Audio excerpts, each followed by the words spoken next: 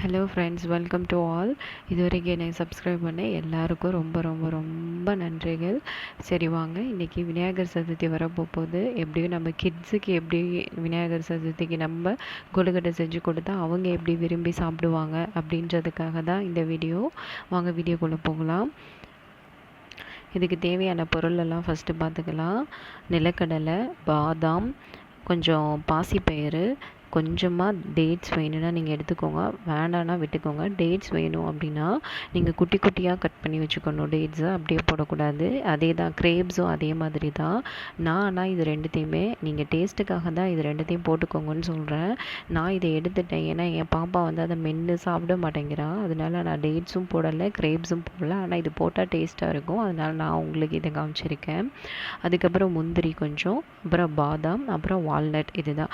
இது ஏன் நான் உங்களுக்கு டைட்டில்லையே ப்ரோட்டீன் அண்ட் அயன் அப்படின்னு கொடுத்துருக்கேன்னா, இதில் உங்கள் எல்லாருக்குமே தெரிஞ்ச விஷயந்தான். இது எல்லாமே அயனும் சரி ப்ரோட்டீனும் சரி இந்த ஃபுட்டில் எல்லாத்துலேயுமே இருக்குது. இது முக்கியமாக எல்லாமே எல்லா நட்ஸை வச்சையும் செய்கிறதுனால தான் நான் நட்ஸு கொழுக்கட்டை அப்படின்னு கூட சொன்னேன். சரி வாங்க, இது எப்படி செய்யலாம் அப்படின்றத பார்க்கலாம்.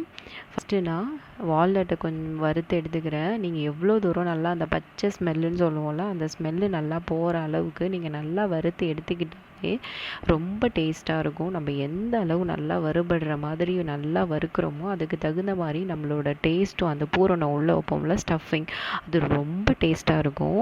நான் இதை தான் ஃபாலோ பண்ணேன். நான் உங்களுக்கு கொடுக்குற டிப்ஸுன்னு கூட நீங்கள் வச்சுக்கலாம். எது வறுத்தாலுமே நல்லா வறுத்துடுங்க.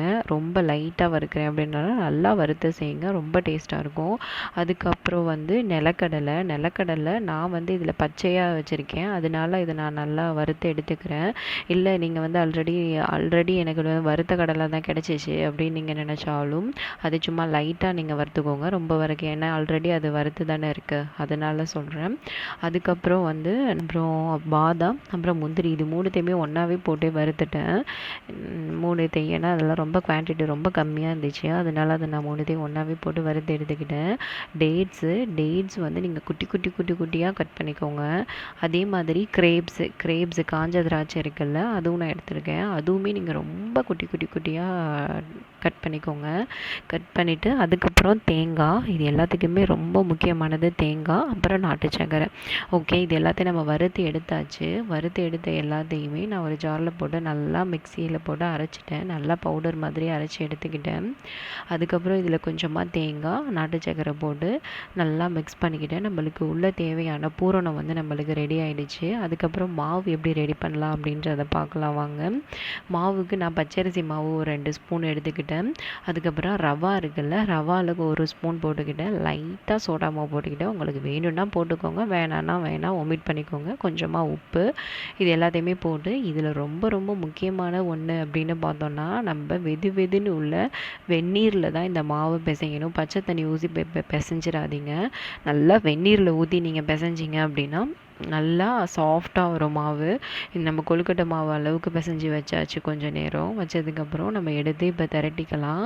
நம்ம திரட்டி இதை கொழுக்கட்டை வைக்கிற ஸ்டேஜுக்கு வச்சு நான் உருண்டையாக தான் இந்த டைம் செஞ்சு உங்களை காமிச்சிருக்கேன். உங்களுக்கு என்னென்ன ஷேப் வேணுமோ அந்த மாதிரி நீங்கள் ஷேப்பெல்லாம் வச்சுக்கோங்க. வச்சுட்டு ஆனால் ஸ்டஃபிங் இந்த இதை வைங்க. வச்சுட்டு நம்ம ஆல்ரெடி எப்போதும் கொழுக்கட்டை செய்கிற மாதிரி வச்சு அவிச்சு எடுத்தாச்சு. நான் செஞ்சதுக்கப்புறம் உங்களுக்கு இப்படி தான் இருக்குது கொழுக்கட்டை, நீங்கள் பாருங்கள். இதில் நான் உங்களுக்காகவே அதை நான் கட் பண்ணி ஒரு கொழுக்கட்டையை வச்சுருக்கேன். ஏன் இங்கே பாருங்களேன், நான் தொடும் போதே வந்து அது அப்படியே அது விழுது. அந்த அளவுக்கு அந்த கொழுக்கட்டை வந்து சாஃப்டாக இருக்குது. அதுக்கு மெயின் ரீசன் அப்படின்னு பார்த்தோன்னா, நம்ம கொஞ்சம் நேரம் நல்லா ஊற வச்சோம். அது வெந்நீர் ஊற்றி நல்லா பிசைஞ்சது தான் நான் நினைக்கிறேன்.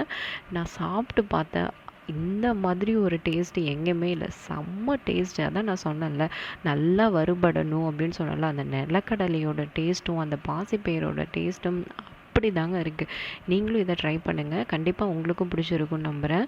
தேங்க்யூ ஃபார் வாட்சிங்.